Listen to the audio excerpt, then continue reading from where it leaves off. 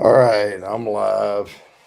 I have sinus issues out the wazoo. I have all kind of stuffs going on. But I'm only doing this because Chatio had a live going and then he bailed on us because a real person showed up at his door. So I can't talk well. I'm sniffing a lot, but I have lots of tissues and stuff. Now I'm gonna go over to the other YouTuber things, and I'm gonna bring my own live up, and I'm gonna pin the damn message. So, oh Lord, man, I am having a bad time of the sinus thing today. So just bear with me. Content live and impromptu live view on YouTube. I'll have to mute it there. Now I will pin the damn StreamYard message up there. Pin message. Okay. Now I've pinned the StreamYard link. Oh, hey Teresa, how's it going? Oh my gosh. I'm telling you, I have 4 more of these to go after this and I'm done. Yeah, man, it is horrible, horrible, horrible. Now I pinned the StreamYard link, so if anybody wants to come up, jump, jump, jump. If you're feeling froggy, jump. Big Tank Hank, how's it going? Eric, how's it going? Hey, Eric, did you ever get any good out of that thing I did for you? Because I'm willing to do another one for you guys. If you take a picture and send it to me and tell me what you want, man, I'm pretty good at the graphics and stuff. I can hook y'all up. I'd like to get involved, in some stuff like that on the side here and there. Because even if I've got sinus stuff going on, I can still help out with the behind the scenes, junk. But I couldn't do a bourbon review this week because, listen, this is what it sounds like when I try to breathe through my nose. So I couldn't nose a bourbon. I couldn't do anything. So I couldn't do a review this week. But hopefully by Thursday, end of the week, I'll be able to get back into it again. Oh yeah, man. I'll collab with you on art. I'll do that for sure. I love doing it, and I've done it for my wife with her. She had this thing called Fat Puppetry. So now she's going to do a thing. Yeah, Sam, please jump up here. Please, please, please. I am dying tonight, but I mean, I feel fine. It's just this sinus thing, this time of year. I have to fight through it. Um, yeah, they're horrible.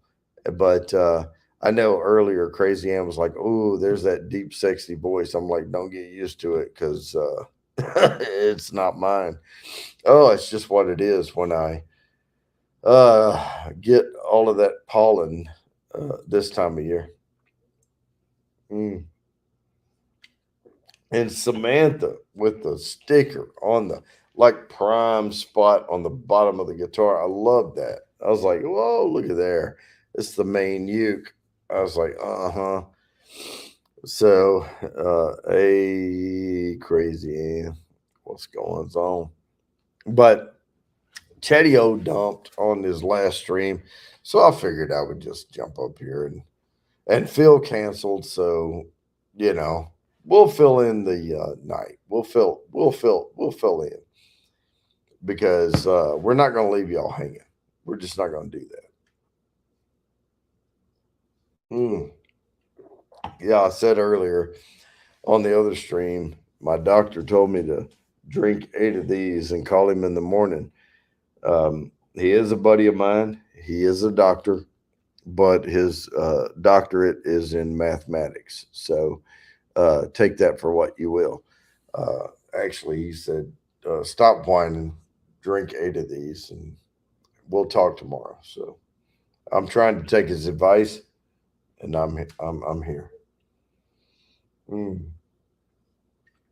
Oh, you can tell I'm not in my studio. Now my studio is set up. Now Sam could add herself to the stream. Sam. No. Oh, and again, I don't feel bad. It's just when I try to talk, Hey, Light it's Feather. strained and stressed. It's not coming out right. I'm sorry But you don't feel good, dude. It's going around though. no, but Hey, Jason. it's like I said, I don't feel bad. I just I can't sing anything. I can't, I'm not 100%. Yeah. Yuki. Doctor's orders, liquids only, says That's right. Thrash. Liquids only. Well, and What's up, Peppers? so that y'all know, I had his tooth and I was getting my fillings replaced because, I'm 50 something years old. So I had fillings from when I was a teenager and they have to be replaced eventually in life. Hey, Nikki. And they went to replace this filling over here and the tooth cracked. Cheers, So Thrash. they had to deaden me all down and do like this crown thing. And I'm getting a crown, but there's a temporary crown on it right now. And the bottom of the crown is really rough and it was tearing my tongue up. So I got this ortho wax, the shit you put on the end of braces, to keep it from poking you. It's orthodontic like wax. I wish I would have known what, yeah, because I had braces, but I never heard of that stuff. Oh no, this is awesome. This stuff is Okay. awesome. It comes in these little things like this, and you open them up, and there's these five little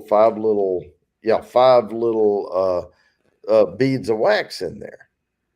Right? They're like $5, and I can pinch off a piece and I can smear it, on the bottom of the tooth, and it keeps it from irritating my tongue, and it keeps me going, but I can't eat with it.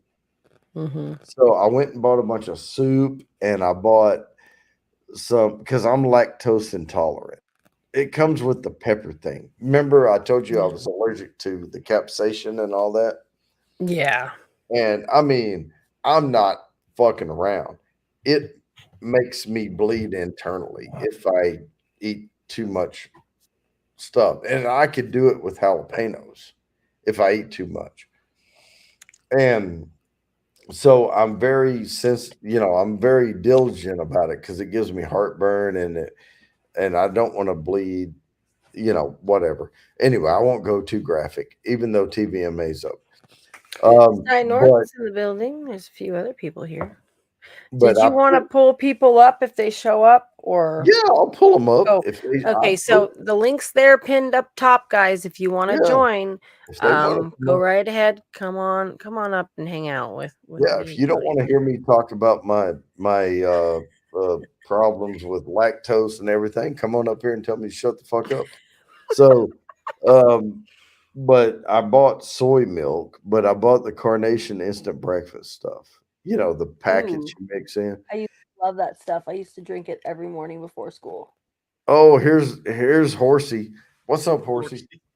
Yeah.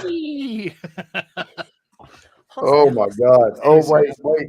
Before I bring this next guy up, I just want to say I feel like I need to open up an autograph table for this guy. Sky North. This guy, sure. No, I agree. You're the most famous fricker I have on the panel. Do I need to take it off or put it on inside out? What? No, Sky North gracing my panel. Holy crap. You're the most famous fricker. Right. I like that. Yeah. Hey, like the shades. Yeah. Hey, I'm telling you, bud. I am getting out and about more now. Whenever I feel well enough to do it, man, I'm getting out there and seeing the people I care about, the people I love hanging with. And you were on my list, boy. And then Sam and I and two others were in a private chat, and she goes, "I just got a message," and Bourbon Bonnie would like my help over on his stream. She said, so I'm going to head over there. And we all said, well, we're coming too, man. You're doggone right. You ain't going nowhere. Wait, we're Not going to yet. go hang out with them. Yeah, So, we can so carry here we on. are. I feel for you, man. The way you're feeling, man. We I go came through over as this. a group. I go through Hey. this for about a month every single year, like in spring. And like I said, I don't feel bad. Like my head's not hurting. I don't feel bad, but I will go. I may have to mute and go into like a coughing fit here or something, but it's just the sinuses, the eyes watering. It's miserable, for Yeah, where you just feel totally off. oh yeah. Yeah. That's Sty, not I good. gotta say, man, you got like the perfect beard, dude. Your beard is like awesome. It is so imperfect. It's so imperfect. That's what makes it perfect. And the BS that I'm going through for this 5 weeks. Oh, I At know. the end of this 5 weeks, you guys I might look like a dog with mange, man. Yeah, you may not be aware. I'm going through chemo and radiation therapy I'm right sorry, now. man. That's don't be sorry. Don't be. I mean, it's life. There's millions of people that suffer it, and Oh, yeah. and today I actually had to tell the staff at the cancer center, because today I went through 7.5-hour appointment of chemotherapy and radiation. They've taken a program and crunched all of those meds into an accelerated program because they want to do it surgery on me. It'll put me off of YouTube for a full month, but today all the staff in the cancer center, and they got about 25-30 people running around in there, plus the doctors, they're all walking around, and I'm watching other people, 15-20 other cancer patients going to their rooms and getting their infusions and things. And they're all out there going, that's Sty, man. We can't believe it. He's on his 2nd week of chemo and radiation. He doesn't have a single side effect. He's got more energy than he's had in over a year. He went out hiking Friday. He worked all day Saturday for 4 hours out in his yard.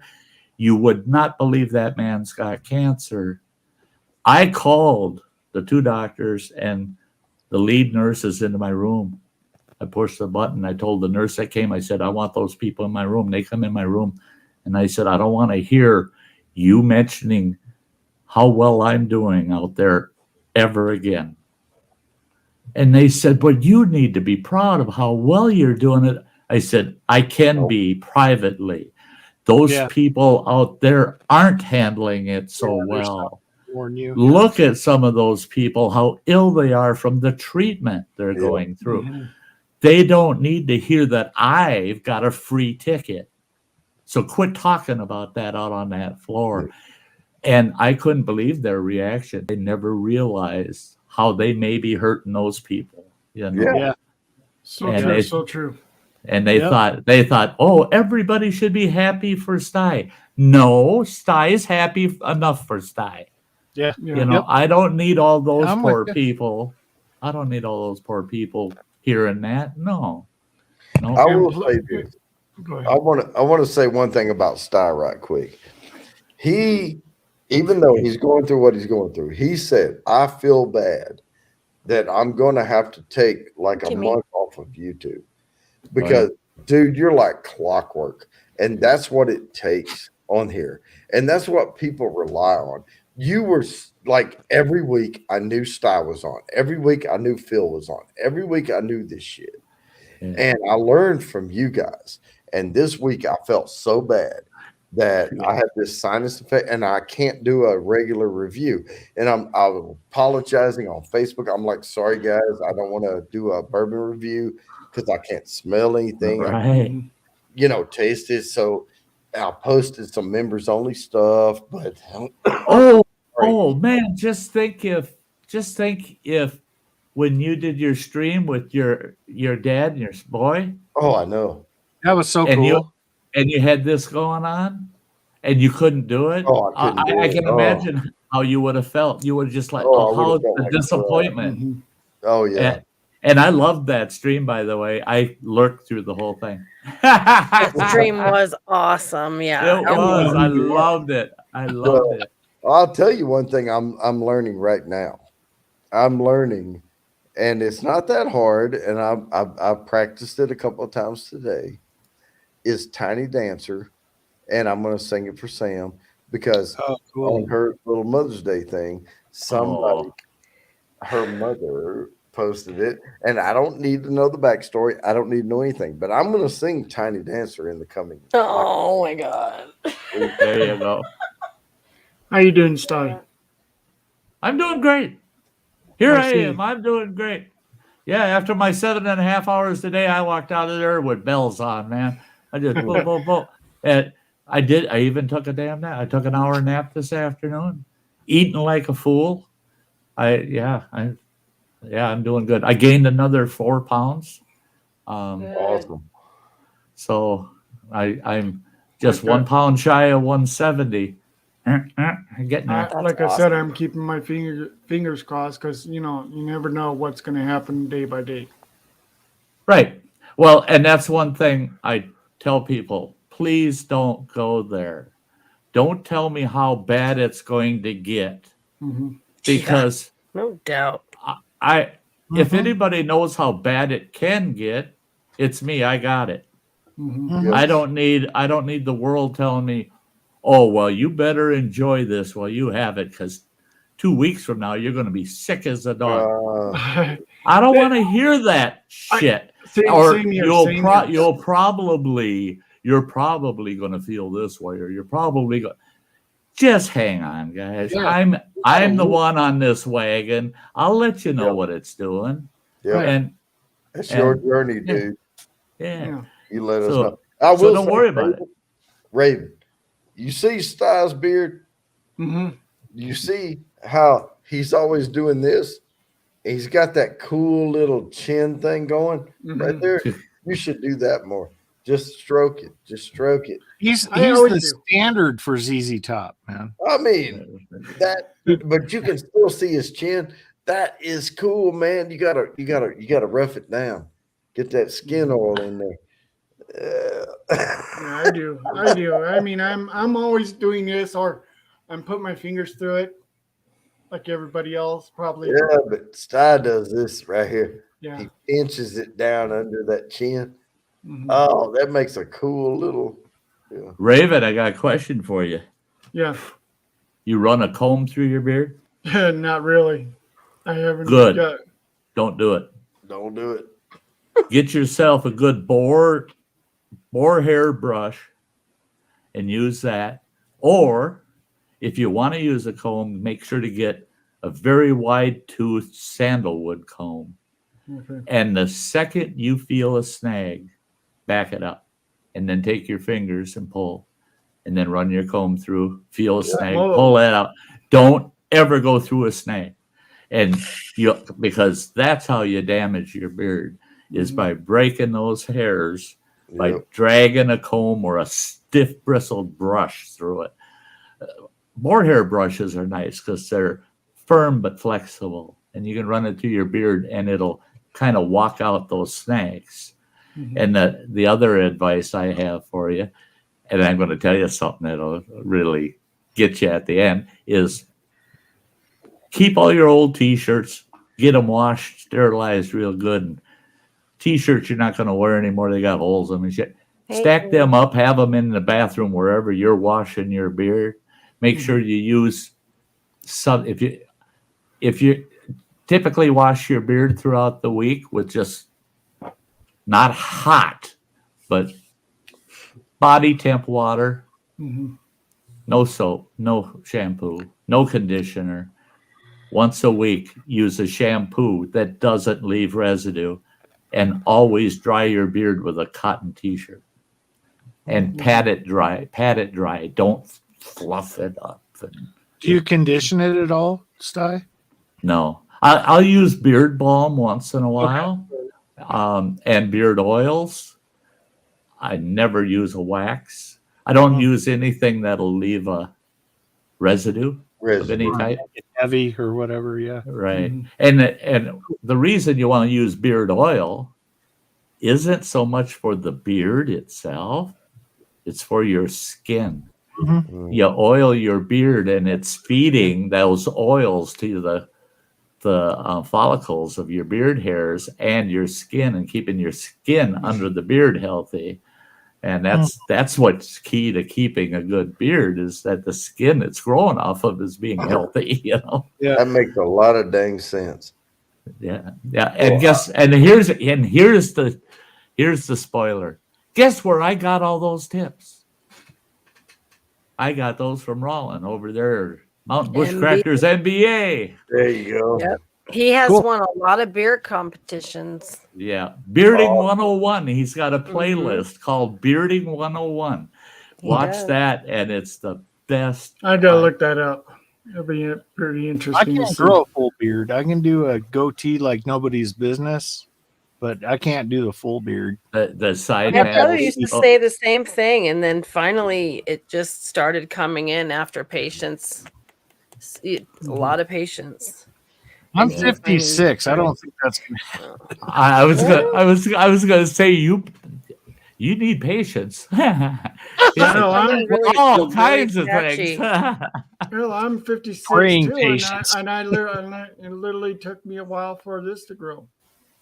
Yeah. And when I'll sometimes be- when I I'll do be shave back. it off at times, I mean it's like rarely occasion I'll shave my beard off just so I can let my skin relax a little bit. But it grows pretty fast. And that's one thing people don't understand either. They'll ask me, they'll say, "Hey, Sty, how can I grow a beard like yours as long as yours?" And, well, you might not be able to. No. Because every single beard has genetic properties to it.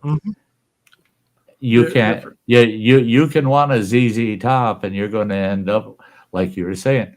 I got this goatee and a little bit of sideburn. That's all I can get. Well, that's because that's your makeup. That's the way you're built. You'll never grow a beard like this.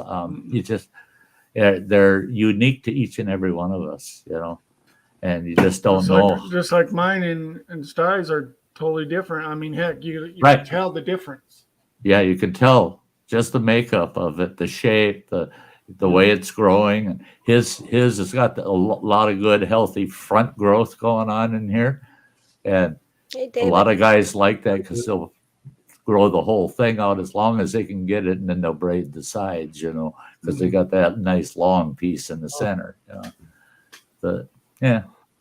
And then I get people like Sam. I want to get my hands on your beard. We were in a private chat, and her and Crazy Ann made me braid my damn beard. And I just everything. You look at the screen, everything's ass backwards, you know. Oh, it's hard to braid while watching that stupid StreamYard screen. Yeah. Oh my gosh, it took me about an hour to finally braid it. I got these two gals. No, the other way. Go the other way. No, you're doing it wrong. Yeah, it took a while. Finally got my beard braided. Now don't touch it. I said, yeah, that damn thing will last till I take a nap. And it made it kind of wavy though when I finally took it out. You know, That's cool. Yeah. yeah. I'm gonna Love leave a Sam natural to the wave, left yeah. over there.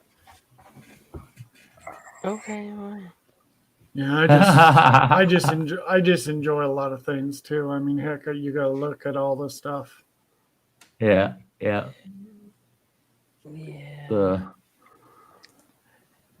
I sure enjoyed your show. Oh my God! With your dad. Sorry, Groove. I was taking a whiz.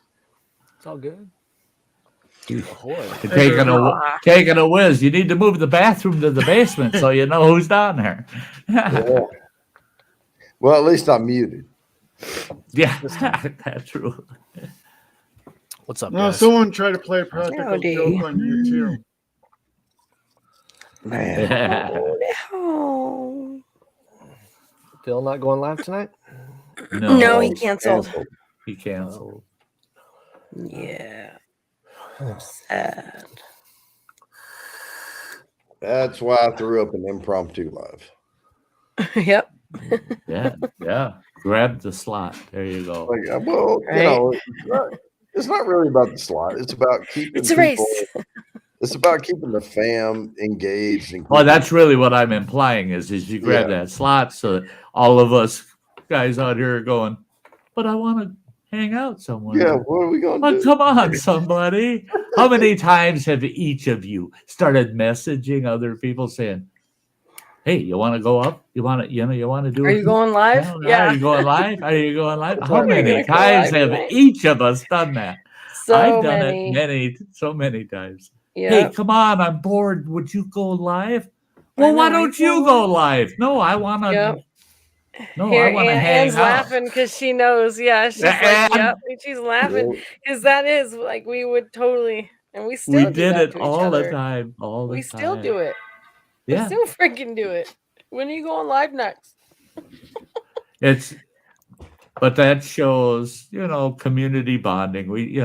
Yes. If it's too quiet out here, people start to wonder what's going on, man. Yeah. Is everybody okay? Let's get together, catch up. See how the day went. Yeah, it's cool. It's cool. It's healthy. It is. It's community. Yeah. It's love too. Yeah. Yeah. So, Groovy, how long do you have until you finally get out? I have 21 days. 20. Wow, 3 weeks. He's a double-digit midget. Yeah, that's true. Yeah. But I went I'm and picked up stuff for tomorrow, giveaways. Cool. That's gonna be fun.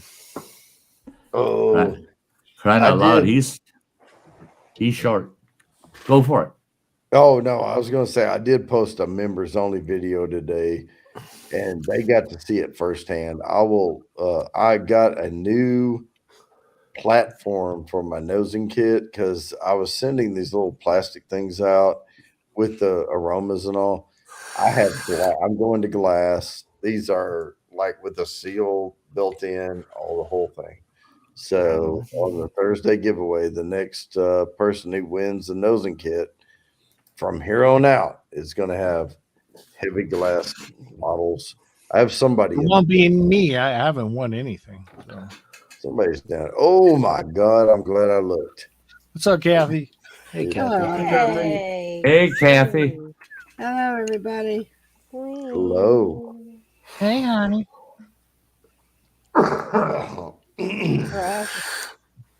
No, I'm honored to meet Sty, man. This is the first time I met you. It's awesome, man.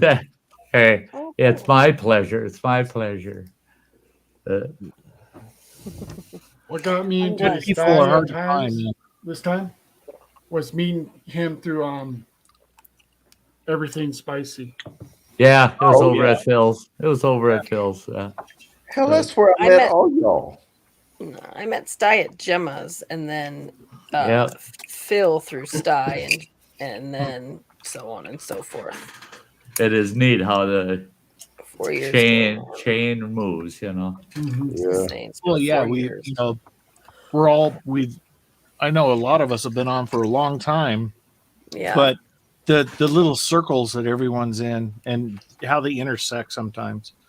It's Yeah, pretty. Mhm. yeah. Yeah. True. And it's so strange. You might be in a tight little circle, and just one person in that mentioned you to somebody outside of their circle that you haven't a clue about, Mhm. and they're part of a bigger circle, and then they come over and see you, and they go, "Hey, I want to get to know you," and then next thing you know, they got their friends following them in the door, and you're just like, Mhm. And it's the same. And it's the same with Groovy because I met him through. Yeah. I think what's Jimmy. When you Jimmy first or started. Phil. Phil. yeah, I met him over at Phil's. Well, Joey from STD did a Tommy Chong thing today. It was good. That was so That cool. was freaking Phenomenal. awesome. I didn't catch it. I got it. You need to go I watch didn't that. see that. It's I'm gonna. It's Okay. yeah. Okay. We'll I'm have gonna. Do gonna a have. private watch party or something, Sty. Yeah, there you go. There you go. Oh yeah, there you go, Sam. Fulton. Fulton. I'll be right back. It's just Is your audio good, man? Yeah, up, my Paul? audio. How you doing? God. It's not good, man. Still What's kinda, she probably outside or something like I that. can see the moon. Yeah. Oh, yeah. How you feeling, Jody? I'm feeling like shit, but Uh, I'm okay because I'm not just- going through what Styles going through. Exactly. With and yeah, I'm doing pretty good on the walk. It's just getting a lot of exercises. All right, well that's good, man. I'm gonna take you back down because your audio is like cutting in and out. Thursday. Yep. See you on Thursday. All right, there. I mean, that's just Yeah. If he can get something that literally will help his audio a little bit better. Maximizes things. Yeah, microphone. Lapel mic. Yeah, something like that. Oh, Roman. Hello. Oh, I I'm see. freaking pushed it at the same Sam, time again. Roman. Let me switch this back. Oh, What's up, brother? Hey, There Roman. you go.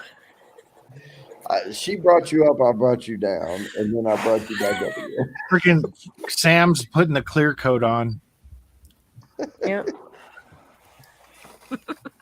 I'm done now. Roman, what's going on?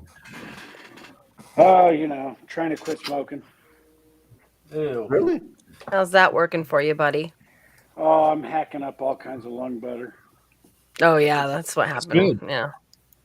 When I It's quit not fun. cigarettes. It's not fun. I'm trying to just slow it down. Last time I quit completely, I was sick for like 4 days. So I'm just gonna wind this down, take it a few days at a time. 6 cigarettes today, 4 cigarettes tomorrow. I'm gonna fall off the wagon, do 10 cigarettes on one day. But being on vacation for a week was rough because I came back today and I got a week's worth of email and shit to deal with. Right? Yeah. So all that stress and jumping back on the horse, and so today I'll give myself a little bit of a break. But anyway, how you New doing? member, Sty North. Very nice. Sty joined your channel, Jody. I see that, and I am appreciative. Oh, you betcha. My pleasure. My pleasure. Hey, Roman. What's up, buddy? Oh, Yeah. what's up, buddy? How you doing? Holding my I love own. how Holding my backwards it own, is. brother. Holding my own. Yeah. That's all you can ask for. That's it. That's it. Yeah. Look at that. He's smoking them old high end smokes. I'm smoking these cheap old Montego menthols. I just can't. I can't pay $10.45 a pack for smokes. Are you Just- kidding me? Good Lord. That's what them Marlboros are here.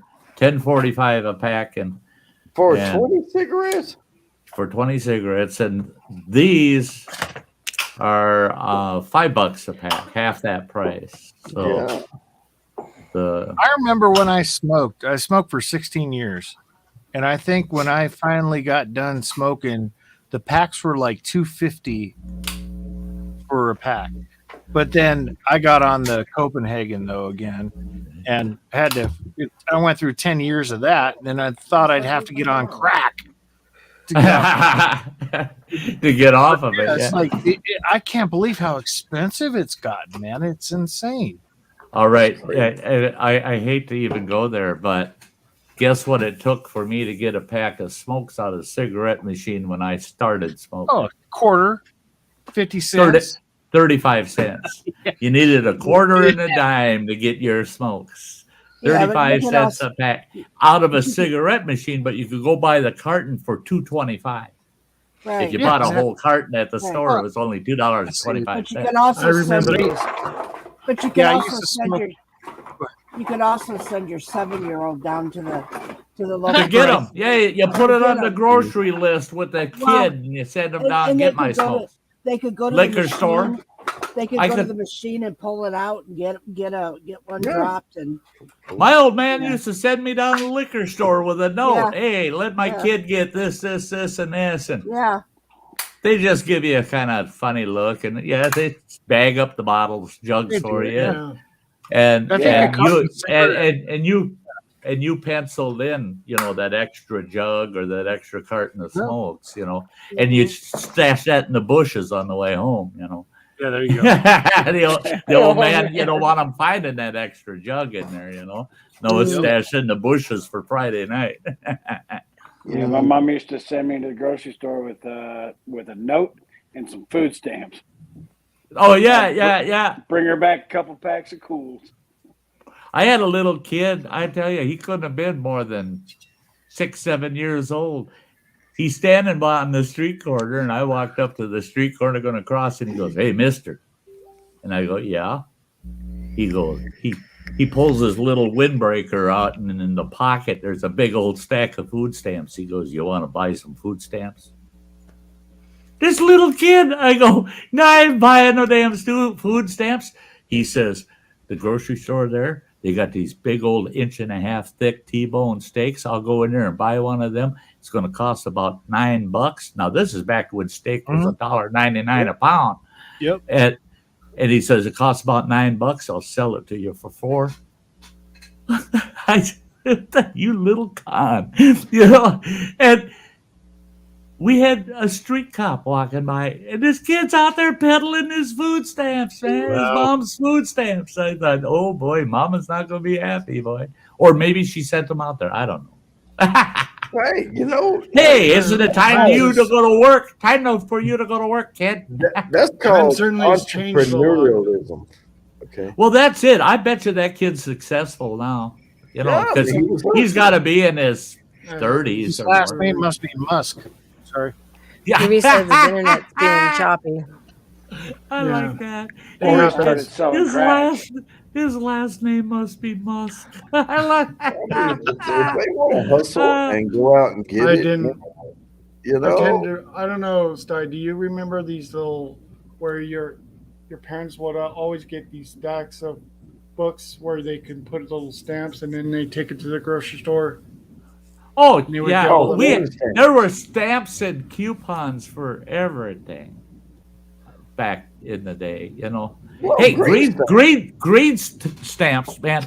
I had a 56 Ford half-ton all cherry. Yeah, that's what I like. So how was Lindsay, hello. I had so many green stamps stuffed under the seat and in the glove box, and I had taken a radio because the radio in the dash didn't work no more. I had just dropped the radio in the glove box and wired it to the battery. Well, in those old 56 Fords, there was a battery cover on the passenger floor in front of the seat. And I ran the wires through that metal lid, not even thinking that metal lid is going to cut the 8-track. Right next to the 8-track. No shit. I'm driving on the road with my ex-wife. She was my girlfriend at the time. We're showing off a bunch of hot rods running town, And I'm showing off with the truck, and I said, we're racing this dude up here. We got the stoplight. And this dude pulls up next to me. I can't remember what he was driving. A piece of junk. And I romped on that damn truck. Well, that damn truck would stand just about bring the front tires off the ground. That glove box popped open. Well, that's where the radio was. Popped open. The radio goes to slide out, yanks them wires up. That metal cover, it peels the insulation off them wires, shorts that sucker out, starts all those green stamps literally instantly on fire. Oh. And we're going down the road with this flame shooting out of the glove box.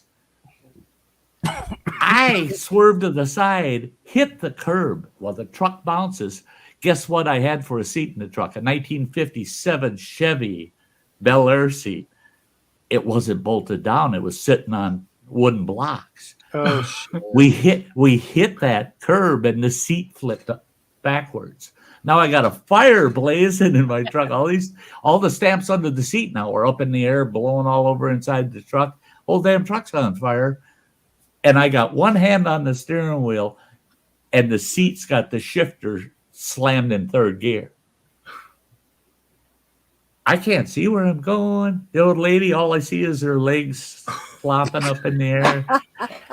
Damn truck's on fire. I'm yelling at her. If you were any good, you'd put the fire out, kind of thing. And finally, I hit a light pole just hard enough to stop the truck. Didn't damage it much, but had a big old pair of channel locks. Crawled off that seat, found those channel locks, grabbed that radio, and pitched some bitch out the window.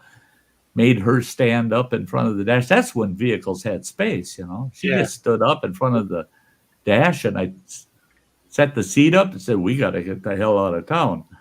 Yeah. And then you bought some the next day.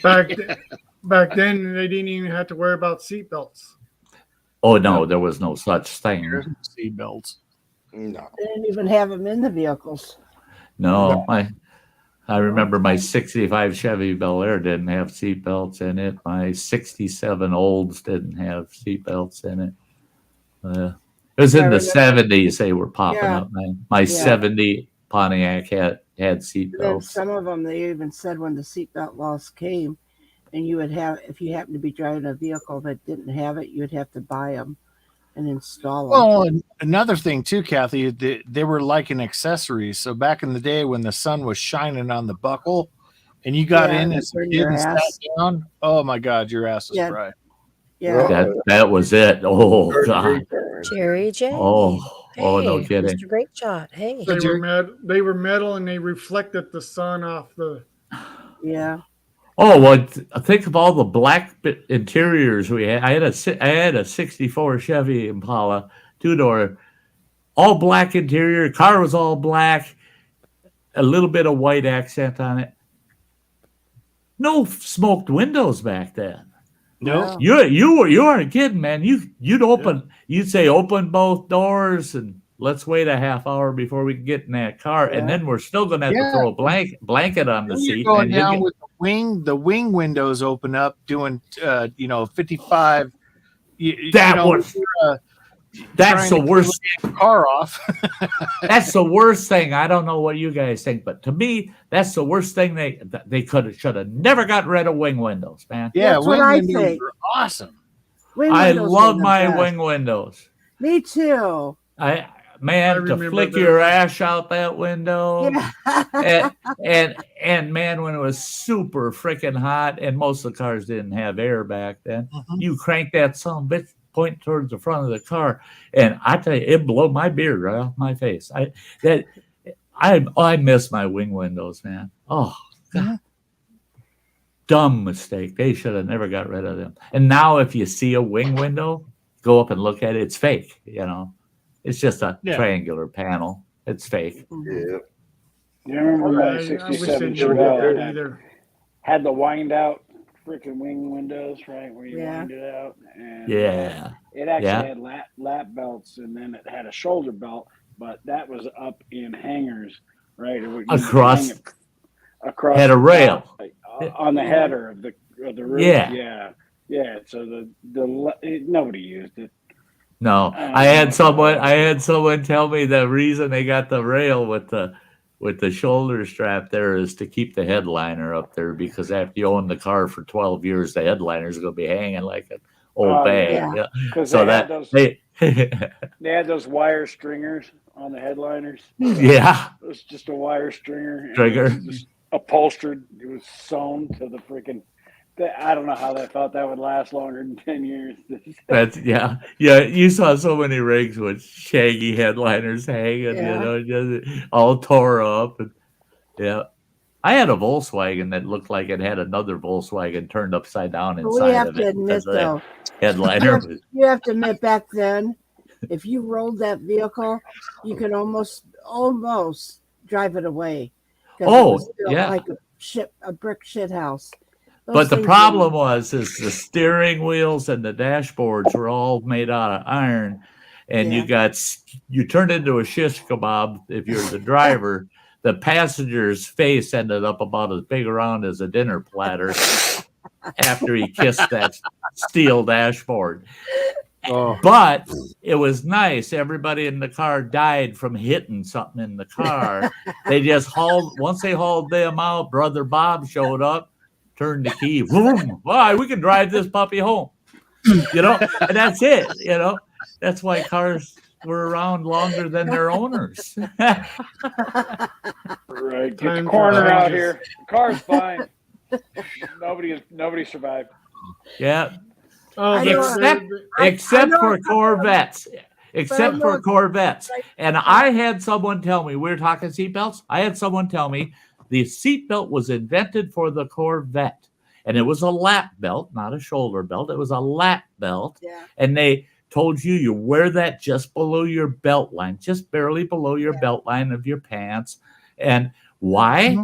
Because if you hit something with that Corvette, they want your ass to still be in the seat so they can figure out who was driving the car. Yeah. Because the rest of you is all over everywhere with the rest of the all over the pavement somewhere. Yeah. Poor Corvettes, man. I love Corvettes, but man, don't hit nothing with them, man. I'm telling you. They just disappear. They just disappear. Well, they don't even have headrests in those old cars. There's no headrests. No headrest. Imagine getting rear-ended. The whiplashes. with no headrest. I mean, Jesus Christ. Well, he's still in the front seat, but he's looking at us from the back. Right. I mean, I guarantee we've all been rear-ended at one point or another. Oh, yeah. Can you imagine not having a headrest? Jeez. Oh, yeah, having that bumper. Just imagine you're on a school bus. Oh, yeah. Oh, yeah. But I was in a school bus. That would have been 1967. We got rear-ended by a truck that was hauling acetylene bottles, the big steel acetylene bottles. He rear-ended us doing about 45. Nobody on the bus was hurt. The bus just kind of jumped forward about 12 feet. I mean, the bus took the hit like, so what? Somebody just tried to bang us in the butt. It was no big deal. It was amazing how much a bus could take. And it's when those buses start flopping around, then the kids are in there like popcorn, It looks like a popcorn popper going off. Look at all that popcorn inside that bus. Them kids are flying all over. The thing is, today it's like you see all these bus accidents and stuff like that. And you wonder how the kids survive sometimes. Oh yeah. Sometimes they don't because those seats. I can't remember what brand car it was. I was in riding with a buddy of mine, and he's driving like a little old lady. And I said, "What? Come on, let's go." He goes, "No, I ain't getting in a wreck with this car." And I said, "Why?" And he said, "You've got side panel airbags, you got dash airbags. This has got rear passenger airbags. If I hit something, we're gonna suffocate." He says, we're going to be stuck in a big air sack, and they tell you don't play with plastic bags. I said, holy shit. Exactly. And he had me nervous, man. I'm looking at that door panel like, that thing's going to slam me right into his ass. I don't like that, We're not playing football. We're crack their heads together. Bam. Yeah, slamming their heads together. You're right. Yeah, you got to realize that those airbags can pack a punch. Yeah. Oh, A lot of people think, they're just gonna pop open like that. No. You want to have fun? Go on YouTube and look at airbag pranks. How these guys in the garage, man. I watched this boy. Dude. It's hilarious, man. They got an old car seat sitting out front of the garage, and they tell one of their buddies, "Go sit on that seat." He goes and sits on it, and they're in the garage, and they got that damn airbag under that seat wired up, and they hit it. That's how bitch to go 15 feet in there. I just laughed my ass off. I spent the whole day watching those. Well, see, the thing is, those things actually have like a little explosive that blows it up real fast, and when you hit something like that, you're like hitting like a ton of bricks. Yeah, it's just Oh, a yeah. compressed. It's a compressed air cylinder. Yeah.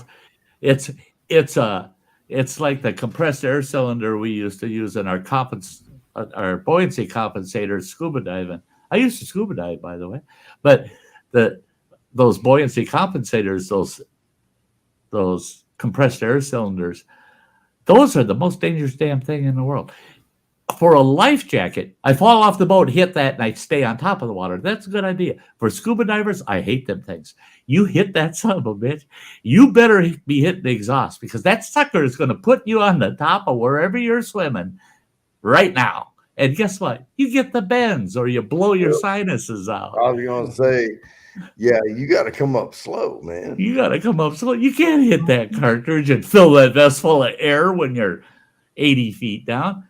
Because you're going to come shooting out of that water. Everybody on the boat's going to go, uh-oh, call 911. He's in pain. Yeah, because all that oxygen in your blood expands. Yep. And the hydrogen in your blood. Yep. Mm-hmm. And you're in hurt. You're in the world of hurt. It's actually the same type of cartridge that they use for air guns. It's not the same, but it's the same principle. Yes. Yeah, CO2. Yeah. Those things are still even more dangerous, and a lot of people don't realize how dangerous these things can be. Yeah. Yeah. Yeah. Well, they're pretty quiet. I mean, I could kill a mess of squirrel in my backyard in the middle of town and nobody would know it. You betcha. Just a little now they've got air guns out there that are shooting at supersonic. So you shoot it, you hear that, and then a fraction of a second later you hear snap. And it's because the pellets finally hit supersonic. So yeah. I was watching some guys out at the range with a couple of those, and I'm going, what the hell? Somebody shooting firecrackers? And they said, no, it's those two guys down there with those high-end air rifles. They're shooting supersonic rounds. I said, not with air. Well, you go down there and you look at it. Yeah, they were shooting. They were air. And when they pulled the trigger, you'd hear that little, and fraction of a second later, you hear snap, a loud snap. Is that round? I've had an air rifle for at least 10 years, if not 15 years. It's a pump, about one pump, and it'll put out 1,000 FPS with one pump on a standard pellet, and you can use those ultralight pellets and go faster, but they're not accurate at all. Yeah, no, you're just out there to see how fast you can get her down the range. Yeah. Yeah, no, but with 1,000 FPS, just a standard pellet. Yeah, I mean, I can't tell you how many birds. Or a BB. That's what I used to hunt squirrel with. Yeah. I had an old Crossman 22 caliber air rifle on the second pump for exceeding 1,000, and I go out squirrel hunting with it. And heck, you shoot a squirrel sitting next to another squirrel, and the one next to him looks at him, watches them fall out of the tree, like, what the hell was that about? Because he never heard a gunshot. Mr. Great Shot. They tell you a story. Great shot. They tell you a story about when I got 2 birds in one shot. God, true story. That is awesome. So I had birds, and I won't say what kind of birds they were because it could get me in trouble. But they were putting holes in the sides of my house. So let's just leave it at that. I wonder what kind of bird that was. And I think I know. I went through a lot of years of these birds, and they built a nest in the side of my house. Actually, at one point, what a pecker! Babies. Yeah. Don't call me names. Don't call me names. It has Not nothing you. to do with the birds. No, she was talking about a bird. The bird. But no. So I heard one of these things squawking, making that noise that we all know peckers make. And so I went out. And oh my God! I can imagine sitting on my out on my porch here and. What the hell is on my house? Well, there was one day it's where a pecker sound. they had babies inside my wall, so I went out there with that expanding foam. What's it called? Great stuff. Yep. And I just filled the hole with great stuff. So there's some There's some babies entombed in my wall up there. But anyway, send them to Phil. He'll eat them. By the way, maybe. I heard him out there clucking one day, and so I ran out back and got my rifle. I was ready to go. I'm gonna get this guy. So I lined up, and I just kind of got lined up against the wall. I was standing up, and I was like, I got this first one in aim, and I'm like, just slow squeeze, trigger pull, right? Just take this thing out. It was probably 50 yards away. So it was a good long shot. But then I saw behind him, like 3 feet to the left, I saw a wiggle. And I was like, whoa, there's two of them.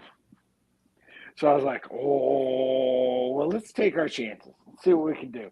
So I ran over and I lined it up on my grill. And I was like, I had them both lined up straight in a line. And I was like, okay, just hit the first one. Don't worry about the second one. You got them lined up.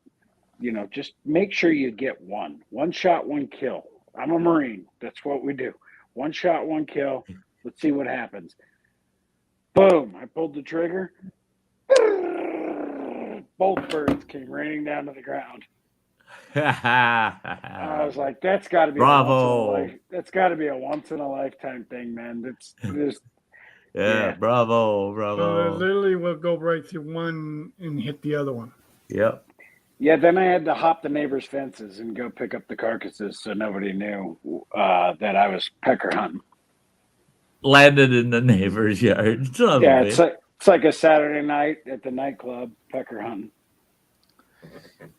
Well, the closest I ever came to that, there was this water moccasin sliding up the side of the bank, and he slid up on this log and just stopped, and his head was right there. And it was, I'm talking about pellet rifle. And I aimed down on him. It's about 28 feet away. It's a close shot. Yeah. And I aimed right for the, where that hook is at the back of the head. Mm-hmm. Pow. Didn't move. My dad said, how'd you miss that? And I said, I didn't miss him. He's like, well, he's not writhing around or anything. I hit the perfect shot on the brain, like bam. And he didn't, no movement at all. You shut it down. Just stayed there. Just stayed right there. And I grabbed a stick and I was moving it around. It didn't move, not a wiggle. Froze them in time. That's I was bow hunting one year, and I had a great stand, and we can bait for deer during bow season up here, and I'm sitting at a bait pile, and it's about a 15, 20-yard shot to the bait pile, and I had a couple of does come in. They're nice-sized does. They're feeding around the bait pile. Well, I'm looking for a buck, and here comes this nice 8-point buck out, and he's feeding on that pile. And I got the most beautiful broadside shot at him. I'm going to take a heart shot on him. I drew, got a bead on him. And I don't know what happened, but I moved just a fraction of an inch, let her fly. And that arrow went in about that far behind his front shoulder, a little too far for a heart shot. So, but in my mind, instantly, I thought, double lung, he ain't running far at least. That damn arrow went right through that buck between two ribs on my side, two ribs on the other side, out and stuck in the top of the shoulder of the doe standing on the other side of him. And she jumping all over, and she's running, and she got my arrow sticking over her shoulder. Well, I bought high-end arrows, so I had my damn name and phone number on my arrows. Right. And there she is running off with an arrow in her shoulder. I spent 3 days looking for her. Oh, Jesus. And I finally did find her and put her down. But I thought, son of a bitch, that deer, I killed this one. That one took off with my arrow. I think they're working against me. She's going to turn that in for evidence or something, you know? Yeah, they'll fine your ass for that stuff. You know? That's it. Yeah. And that's the thing. Like salmon fishing up here. I go on the river and I'm salmon fishing. You're using spawn bags and you're fly casting. And son of a bitch, the salmon are running just heavy up the river. It's going to happen. You're going to snag one once in a while. You didn't do it on purpose. And I snagged one just behind the dorsal fin. And it was a deep set. And I'm like, son of a bitch. And he's running upstream. So I'm chasing that son of a bitch probably a quarter of a mile before I finally wore him out enough that I got him up against the bank and was able to jump on him. And he was a nice 15-pounder. Pulled that hook out, put my gear together, put the big stick through the gills of that son of a bitch, put him over my shoulder, headed out, got down to the road where my truck was parked. There's the game warden. I want to inspect your fish. He looks at that damn fish. You know, he's looking at the mouth right away. He looked at my gear. Then he's looking at the fish's mouth. And he's running his hand down. And he gets to that one side. And he goes, there's that big old hook down there. Yeah. I didn't like $185 fine. $185 fine. And he kept the fish. Oh, yeah. Son of a bitch. I know he took that son of a bitch home and smoked it. I know it. That fucker, yeah. Yeah. It pissed me off. And I told him that was an unintentional snag. I'm not out here snagging fish. Snaggers are out here with treble hooks, you know. Oh, yeah. Yeah. And, you know, you can see my rig. I'm using a light gauge, small fly rig with spawn bags. I'm not snagging with that gear. He says, yeah, you are. You just snagged this one. Accidentally. Well, I'm going to have to accidentally give you a fine of $185. You son of a... They will literally find you now. Still. You can accidentally suck my dick, dude. That's it. And guess what? You ain't getting $185. If you're lucky, you might get $250. And yeah, exactly. If I got a couple quarters in my pocket. There you go. Hey guys, I got to sign off, dude. Awesome night. Take care. See ya. Cheers, Bounty. Cheers, everybody. Cool. Cheers, it was great, man. We got to do this again. See ya, honey. I caught Yeah. 4 in one day, Yeah. Jerry. It's But after you play can out only hockey keep so night. many. The So game's it's about to really- start, so yeah. Cheers, all. Nice to It see was you. great. It was great trash. Yeah. Cheers, bro. So you caught 4 in a day, Sam? Were they kings? Yeah. We were fishing, for kings, my dad and I on the Deshka. I caught the first one 15 minutes after, like 6 a.m. You're supposed to be able to throw your line in. And we kept it. So the next 3, I had to return, give back. Oh, But yeah. they were Catch and pretty nice release. ties. Yeah, all of them. Boy, that sounds like some fun. pounds. How many? 150. I said some of them were like about 38 to 40 pounds. Some of them, the biggest one was about 50. I was pissed because I already had like a 40 pounder. I couldn't keep it. Yeah. If Dad had caught it, it would have been different, but he already had his own. Yeah, that's a bummer. Well, that's like me with Only deer a limit. hunting. That I'm not a trophy hunter, but boy, I tell you what, if I get a 14 pointer walk out in front of me, he dead. Unless I already got a 10 pointer hanging. I got a 10 pointer out at the truck, ready to put in the truck. And here comes some big old swamp bug out, and he's got a 14 pointer hack, Eastern count 14. And he's a beast. And I just like, son of a bitch, what am I supposed to do with a deer like that in front of my stand? Go tickle his balls or something? Because I can't shoot him, But I did learn in the later years, I made damn sure my wife and my kids had hunting licenses. and they were always within about 45 minutes of where I was hunting. So I'd run home, grab one of them, bring them out, tell them, tag that deer quick, Tag it. tag it, tag it. And Dude, if the game warden comes up, you shot it. You shot it. Yeah. Oh yeah. I'd put my gun over their shoulder and say, we're walking into the deer. And I just walk in carrying a sidearm and say, oh no, I took my boy out hunting today, and you should see the deer we shot over there today. He's a good shot, that boy. Damn right.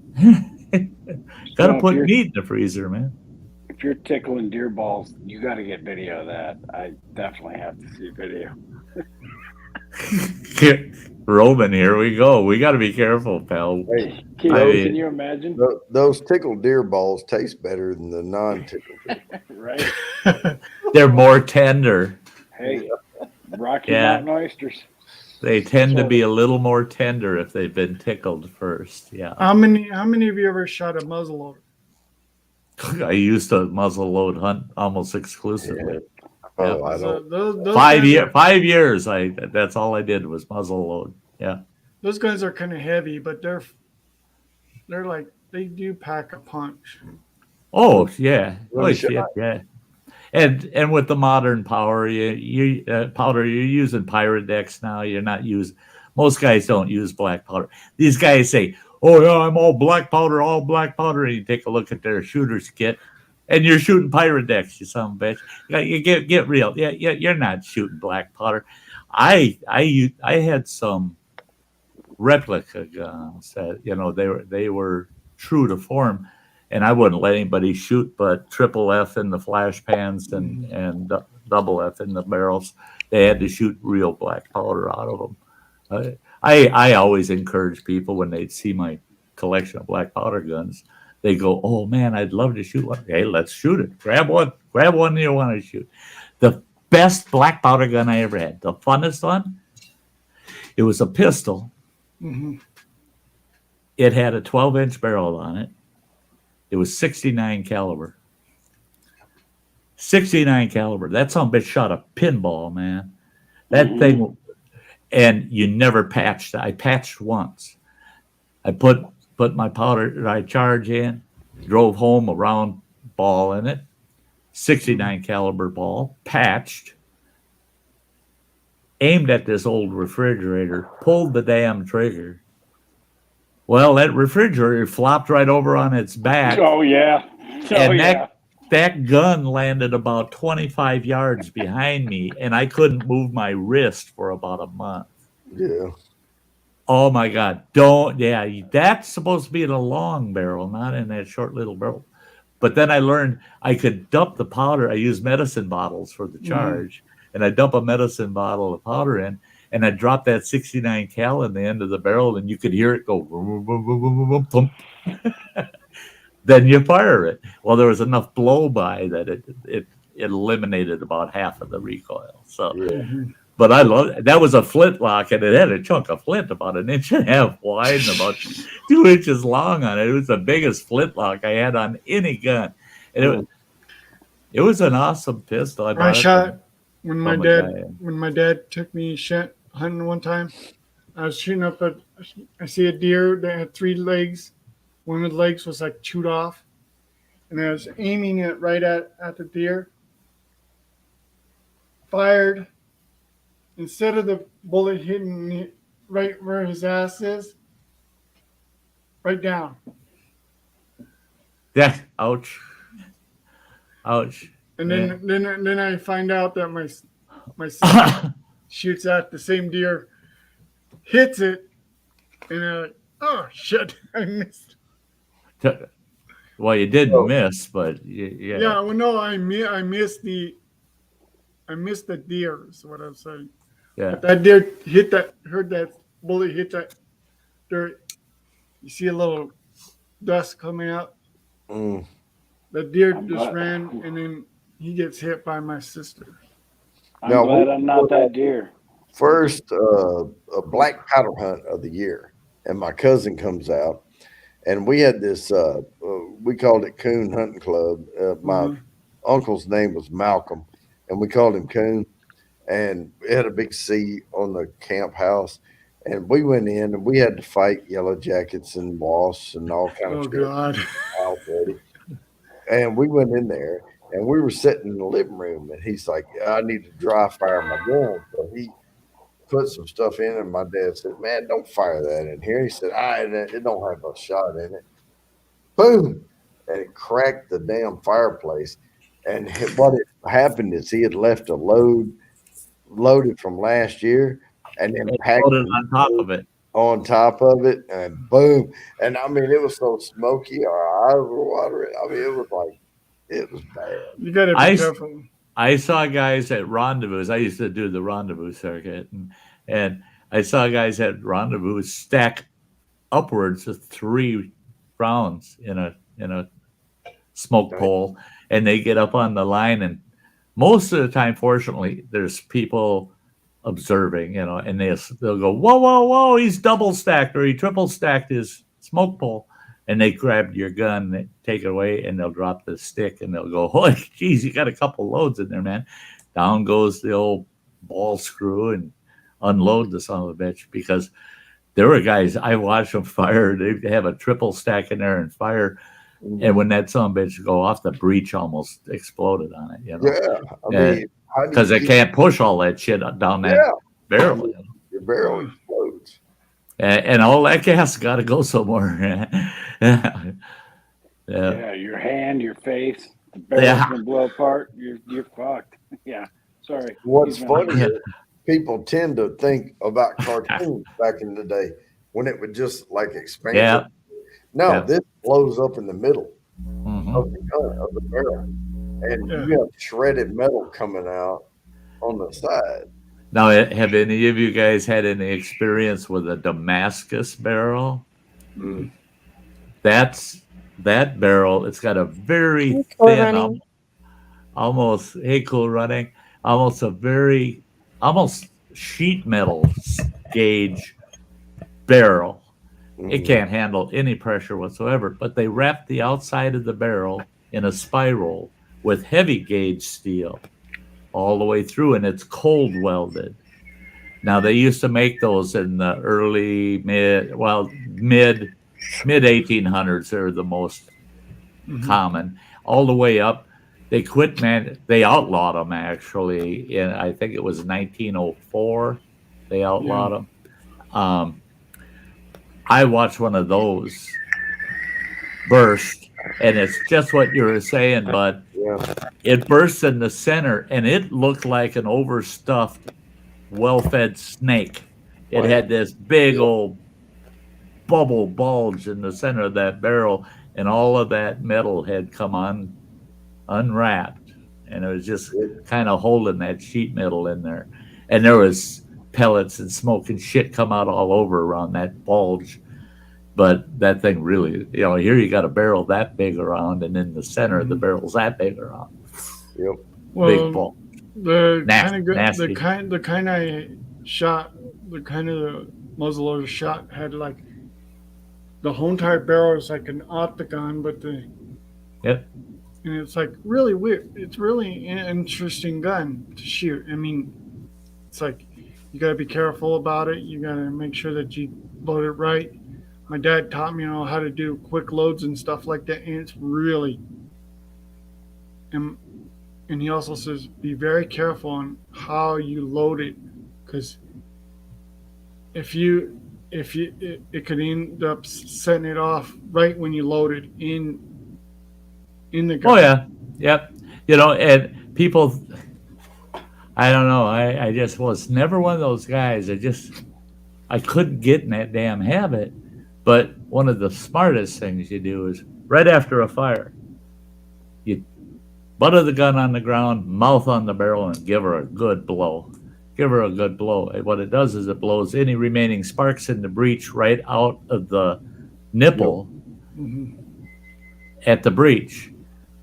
And then you hold your hand over the end of that barrel for about at least 30 seconds. Yeah. And that smothers any remaining embers, because I've watched guys fire, tip their gun up, grab their powder horn, and they start pouring, and all of a sudden you got a big old flash on them. You dummy! There's still hot. There's still hot embers in the Yeah. bottom of that barrel. You dope. I mean, yeah. Though, and I watched a guy with an old Navy revolver. I watched him sitting at his little bench loading, and he's yakking and talking to people while he's loading. He loaded all 6 cylinders, never greased a single one of them. And I thought, some people just got to learn. It's none of my damn business. I don't know the guy. None of my damn business. And where he was shooting on the range, there was nobody to either side of him or right behind him. So I just let him go up. I ain't gonna say nothing. He got up there, fired the first round, went fine. Fired the second one. 3 other barrels went off in that revolver. Mhm. It's because he didn't grease the front ends of those tubes, and the backflash when he fired, because if you look, you could take a credit card and shove it between the cylinder and the breech of the actual barrel, and it gets backflash out of that breech. And that backflash goes down those cylinders. If there's no grease on the end to stop that backflash from getting past one of those balls, you can set 2-3 barrels off. And he had 3 barrels go off. Wow. That was pretty interesting. Look at that gun, all that lead kind of molded and smeared around the case of the gun, from hitting the case, because it's only coming out of the cylinder. It ain't going down a barrel. Mm-mm. Yeah. Scary stuff if you don't. Yeah, it's a cook-off. Yeah. I mean, we had a master sergeant in the Marine Corps. We were on the firing line one day in the field, and they shut down the firing line because somebody, I don't know, they dropped something on the other side of the firing line or something. So they shut down the firing line. The master sergeant went to walk across it. Well, these were heavy guns. So there was a 50 cal. Ooh. It was sitting there with a nice hot barrel. Oh. And he walked in front of that 50 cal right when it went off. And it took out probably a third of his torso, just disappeared. Oh yeah. Oh, the picture I don't like. It was just the gun was sitting there by itself with a hotter than shit with a round in the chamber. Yeah. Heated her up to the boiling point. That's it. Yeah, that was. We had a 20 mil anti-tank gun, a buddy of mine out in northern Idaho, and he'd haul it over to my place in Montana. And where we were at, there was a big outcrop of shale up on the mountain. Shit, about a quarter mile away up there. And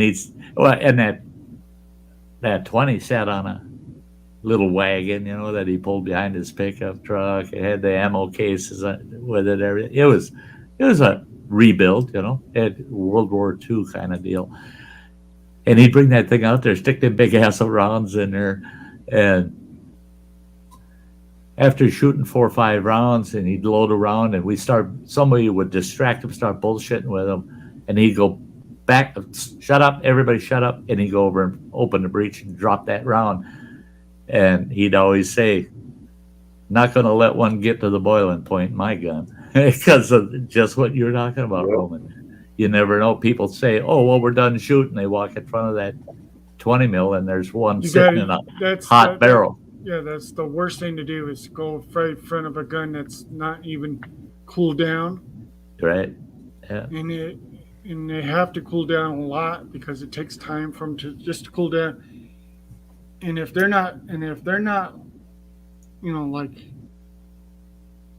cool down, you're still gonna get hit by a bullet or something that literally is in that gun. That's it. It's a lot of those guys that have I've seen where they've heated a barrel up on a fully automatic to the point where it's distorted, that downrange those rounds are hitting in almost a 25-yard pattern. They're all over the place. They're going all over the place because that barrel's soft, and it's moving like this constantly every time a round goes through it. And that barrel's just almost white hot. And they'd shut her down, and you'd watch. You could lay a yardstick on it and watch, and that barrel would start to droop. It would actually get a drop in it from the heat. It would. And the barrel's trash. Now it's time to change out barrels. because you can't straighten the bitch out. Oh no, you don't want to mess with a hot barrel either because you don't touch the front of the gun. It'll take Especially- it'll take the skin off your hand in a flash. Yeah. Yeah. Yeah, that's why they got the handles on them, so you can swap barrels. But I mean, Yeah. I don't know why they didn't clear that weapon. I guarantee I know why they didn't clear that weapon because it's a belt-fed weapon. It's a pain in the ass, and Oh you're yeah. taught, you're taught not to mess with it when it's, when you got that white hot barrel. They should have swapped barrels earlier. So I don't know what happened Right. there. I don't know because you don't shoot a belt-fed 50 cal without a partner. You have Right. two You people got a running team on that it. gun. Yeah, you got a team so- on it. And why the hell they didn't clear that thing when they shut down the range is beyond me. I That's think it was a temporary thing. Like he lost. I don't know if he lost an earplug or if he lost. I don't know what the hell he lost over the edge of the line. Why it was so important to walk across the line. to even go out on the line. Yeah. Yeah, I have no idea, but it sucks because I knew his wife. I knew he had 2 kids, and it was just terribly. And the guy had done this. I think he had been in the Marine Corps like 18 years. He'd been doing this for years and years. And he just one time. That's all it takes. That's all. That is it too. That's really all it takes. And I tell people all the time. See, for 12 years, I was and it's ridiculous. It's just, again, titles. As far as I'm concerned, you can throw titles out the window. But I was considered the range sergeant for the PD qualifications annually at our gun ranges, at 3 of our gun ranges here, and all the local cops and the county would come here, the officers, and I'd recertify them annually.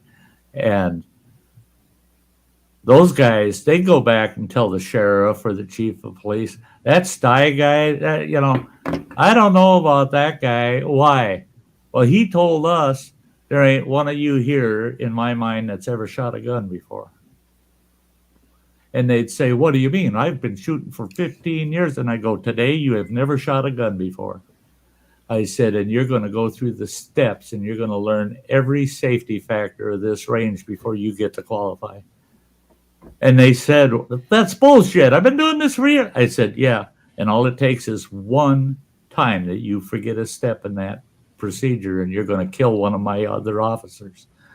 And that pissed them off, but it's true.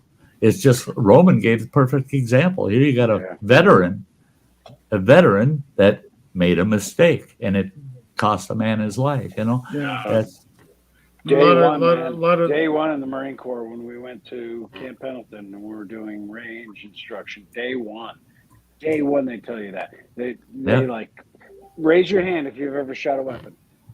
And people shot through it and they ask them, hey, what did you shoot? What did you shoot? What did you shoot? Right.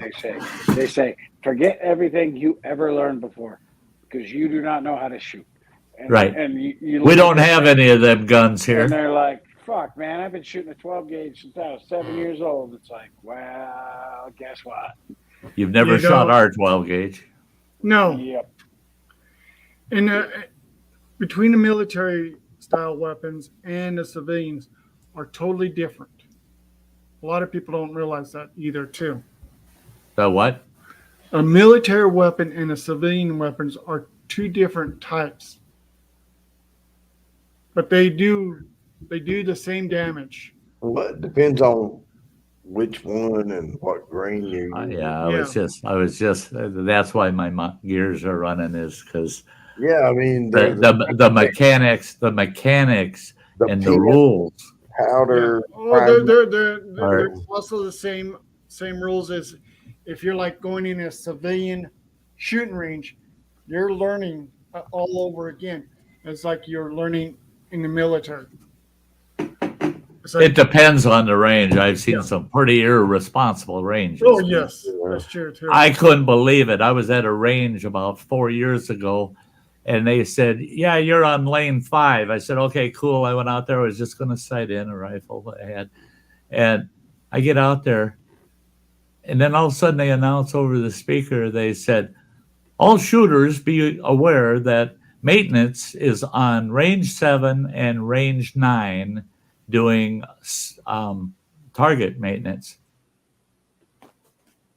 I went right back in the shack, back in the building. I said, you're shutting this damn range down while they're out there down.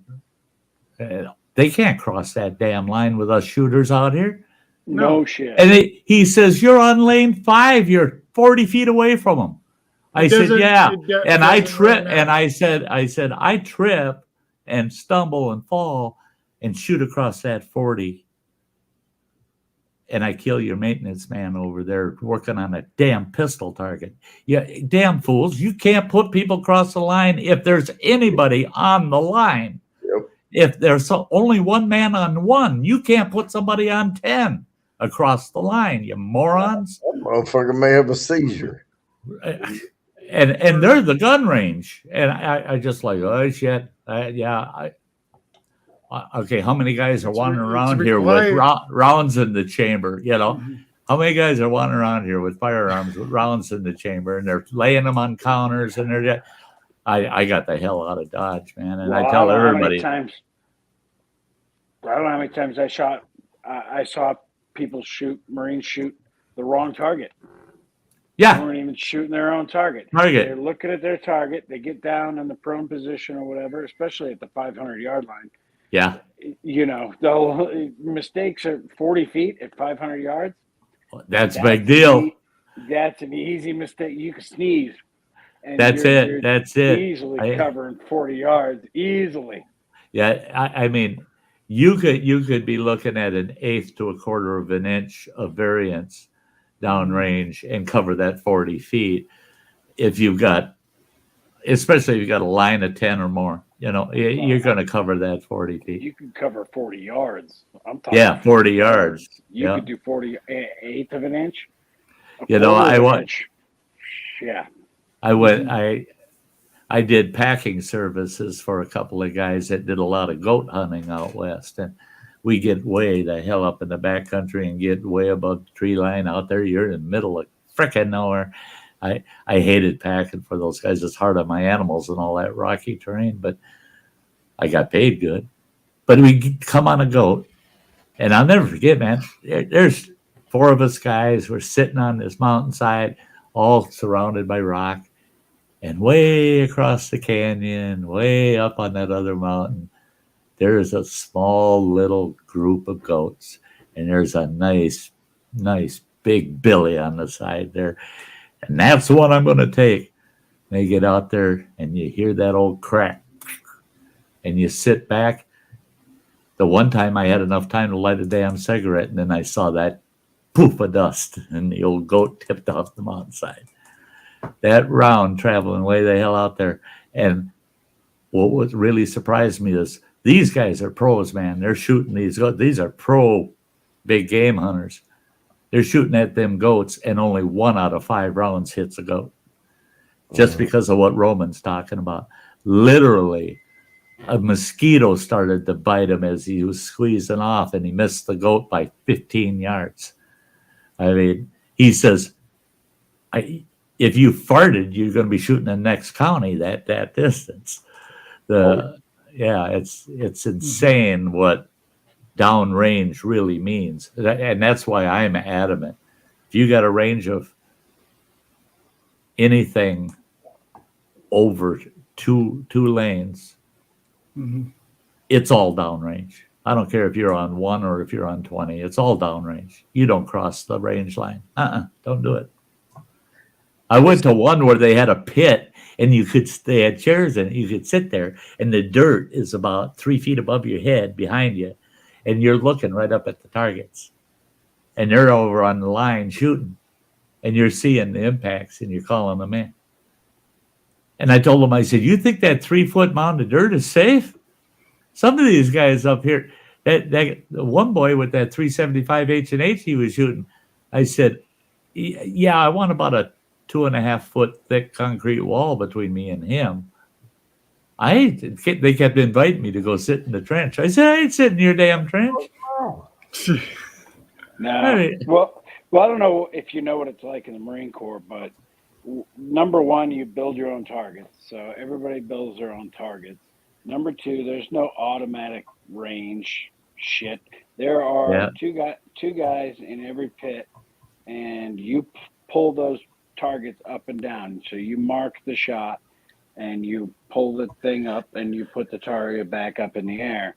There is a concrete wall behind you, but the shots are coming in, 10 feet above your head, and all you hear is, psh, that's yeah, all you hear. And then you yeah. see it hit the dirt berm behind you, and yeah, you're pulling targets all day long. It's shit duty, but Yeah, I bet. Yeah.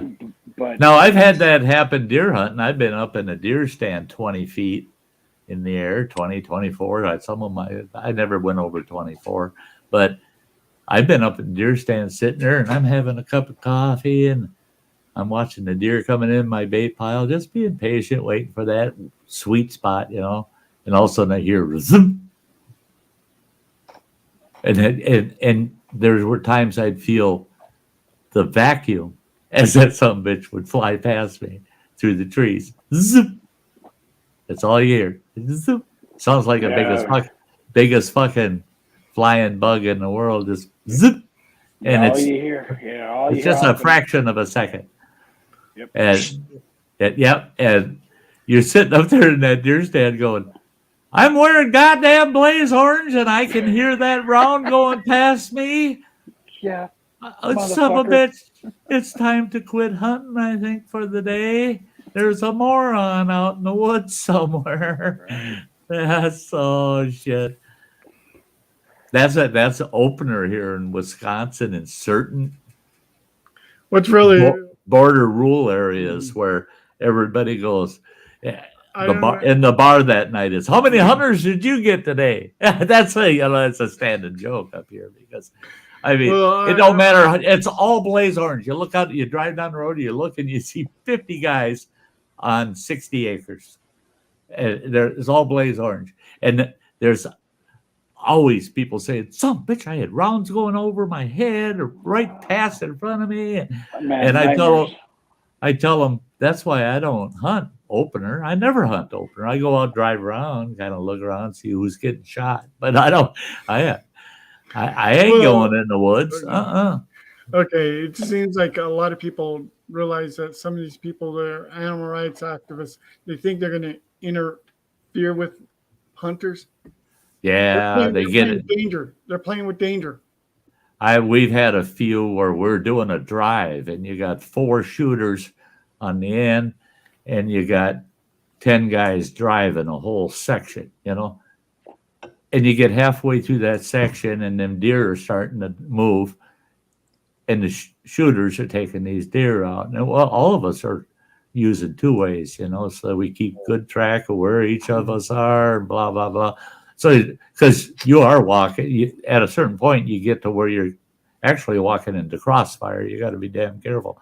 Yeah, don't pull it to Cheney. Yeah, no shit.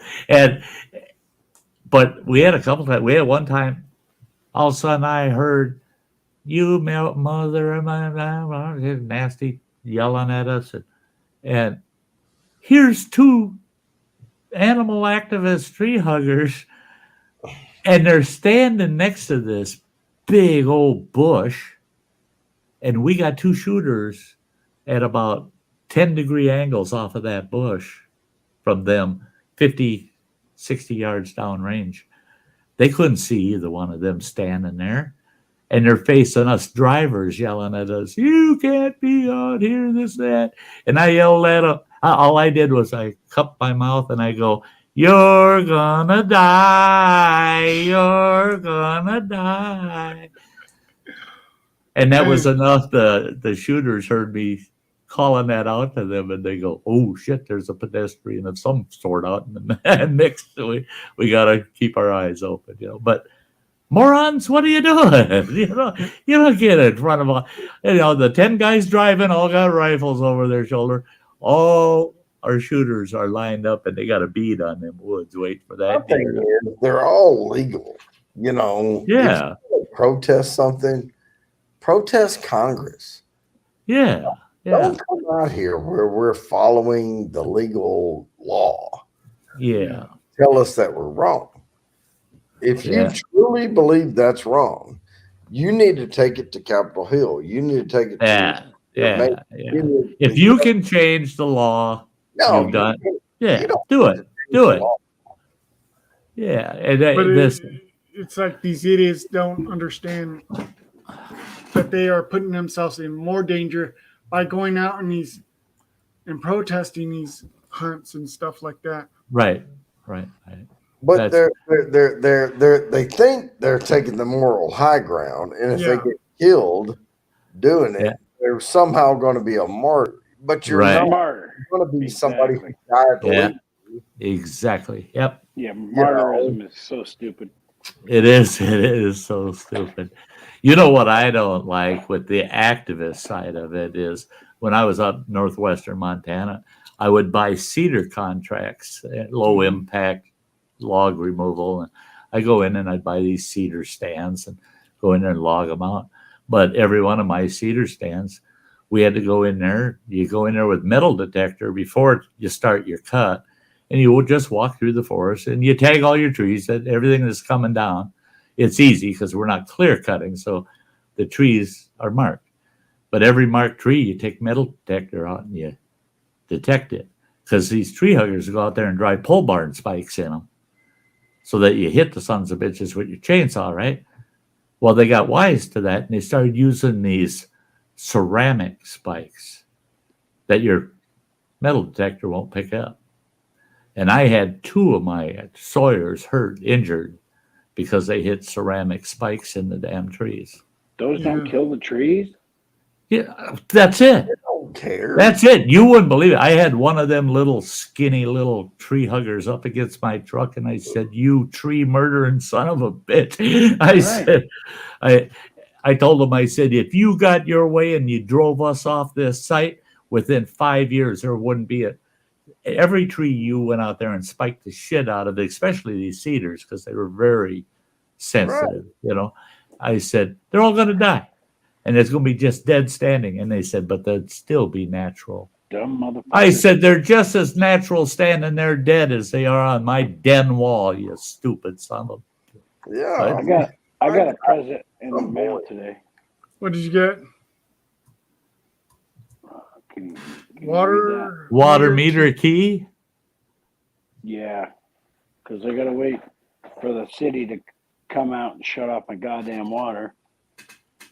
And I decided I wasn't going to wait for the city to shut off my water anymore. So I can shut it off myself now. Now you got the power. Yep. Well, yeah, Fuck you those people. Your meter. $40. I mean, why shouldn't I? It's on my property. Why shouldn't I be able to shut off my own water? No, you can shut off your water anytime you want to. I should be able to, but I can't. I got to call the city and wait for some jackass that's making city wages on their pension plan to come out here at his convenience to shut off my water to my house so I can replace my water heater. Why? I'll be right back. Well, you can walk out there with the tool and you can shut the shit off. That's what I'm saying. That's why I bought the tool. So I took the water pit cover off 2 weeks ago, and guess what? They put a padlock on it. Yeah. They put a stupid master lock on it. So I went and bought a pair of giant bolt cutters, so I can cut that stupid master lock off that damn thing. I'm like, you guys can sue me. I don't care. If my house has got water flooding my basement, like I gotta wait 2 hours for the city to come out. So I decided, no, I'm gonna buy all the tools. I don't care what it costs. Buy all the tools. I'm taking care of that. It's my house, right? Mm-hmm. Sorry, I didn't mean to change the subject off guns. No, I think we've kind of worn that conversation out a little bit. Yeah, we did. But yeah, I needed my water heater replaced, and it's leaking in my basement, and there's water going everywhere, and I'm gonna have to pay this gigantic water bill. and I can't shut off the water to my house. I'm like, fuck you guys, you know, kiss my ass. So it's on my property. You know, give me an alternative option, or I'm gonna come rip your shit off, and I don't care. Take me to court. Well, guys, I'm going to end this stream soon. Okay.